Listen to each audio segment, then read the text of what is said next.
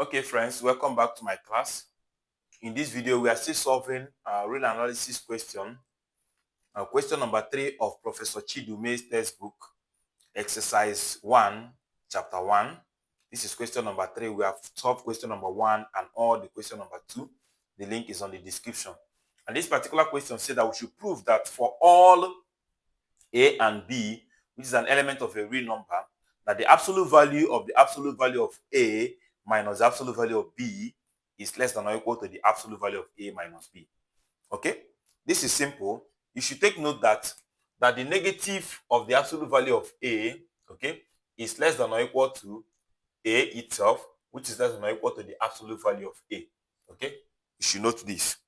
Then, let's do B. That the negative of the absolute value of B is less than or equal to B itself, which is less than or equal to the absolute value of B. Take note of this. Now, if we add both of them, we're going to have, let's call this equation 1 and equation 2. If we add both of them, I'm going to be having that the negative of the absolute value of A minus negative of absolute value of B is less than or equal to what? Is less than or equal to A plus B, okay? Which is less than or equal to what? Absolute value of A plus absolute value of B. Absolute value of B. Okay? So having this, you see that we can factorize the negative here. So we'll bring out negative of what?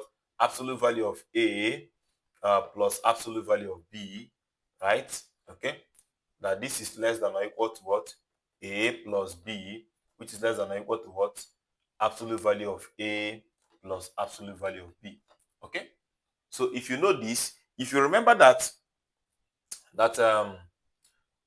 A, what am I saying? If you remember that A, negative of A, or okay, if you remember that negative of A is less than or equal to X, which is less than or equal to A, is the same thing as saying the absolute value of the one in the middle, X, okay, must be less than or equal to that A. If you remember this now, so let us now put this here. You will see that the absolute value of this one in the middle, the absolute value of A plus B, okay, is less than or equal to what? Absolute value of A plus absolute value of B. And this is what we call the triangular inequality. Triangular inequality. If you even check it here, you will see that if we have this, and then we have that here is absolute value of A, for example, the absolute value of B, and then here is A plus B, okay, and then the absolute value. You will see that if you add here plus here, it should be greater than or equal to this side.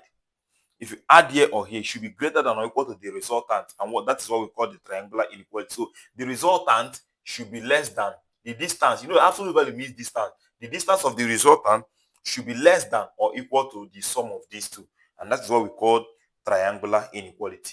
This will help us to prove this. Okay, so let us prove. Solution. I'm just refreshing your mind on something. So now let us prove this. Now to prove this, we know that A is the same thing as saying A minus B plus B. I did not change anything. Okay. Now let me take the absolute value of both sides. I'm going to have that the absolute value of A is equal to the absolute value of A minus B plus B. Okay. Now let me now combine it. Let me now combine these two. So I'm going to have that the absolute value of A is equal to what? The absolute value of A minus B together, then plus B like this. Now, let us now apply this, that this is the same thing as this.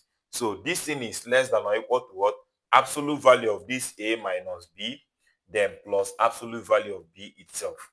So now let me write it. That absolute value of A is less than or equal to absolute value of A minus B plus the absolute value of B. Now, I want to take this to this side, or subtract absolute value of B from both sides. I'm going to have the absolute value of A minus the absolute value of B is less than or equal to what? Absolute value of A minus B. Okay? So let me call this equation 3. Okay. Let's do the same thing with B. Can I clean? Yes, I can clean here. Okay, let's do the same thing with B.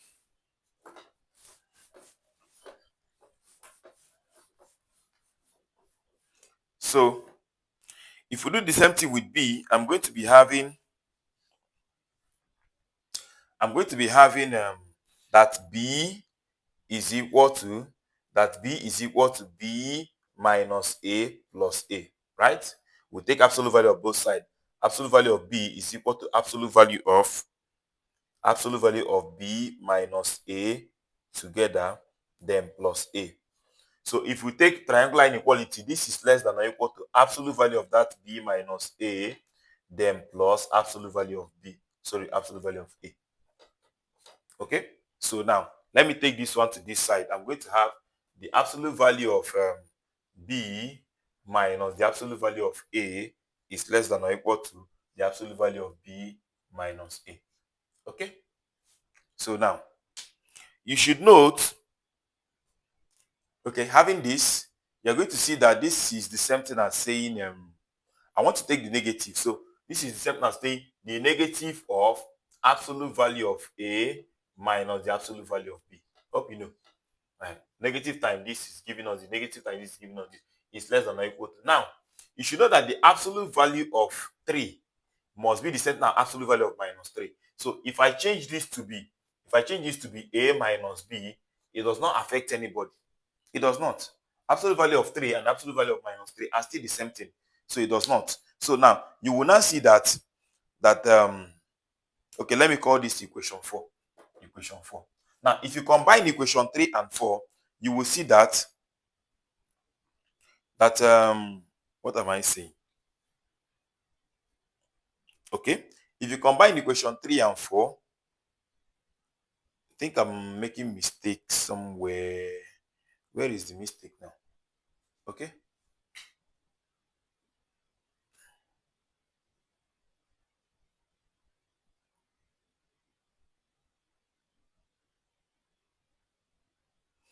I think there's a mistake somewhere. Let me check where the mistake is coming from. Minus B.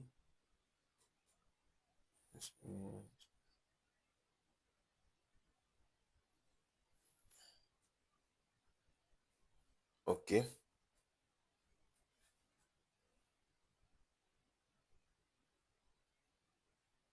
Or rather,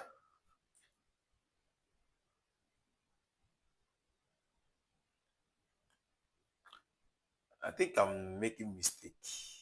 Okay, this time this is it, this time this is it.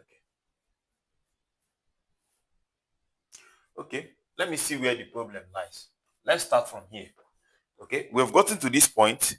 So from this point, we have that, let me write this first. If I take the negative of both sides, I'm going to have that the negative of absolute value of B minus A, okay, is going to be less than the negative of absolute value of B minus absolute value of A. Okay, so which is the negative of absolute value of B minus A is less than or equal to absolute value of A plus, sorry, minus absolute value of B. Okay, I think I'm getting it now. So this is now my equation. This is now my equation 4. Yeah, beautiful. So now let us now combine it. If we combine it, we're going to have that this one,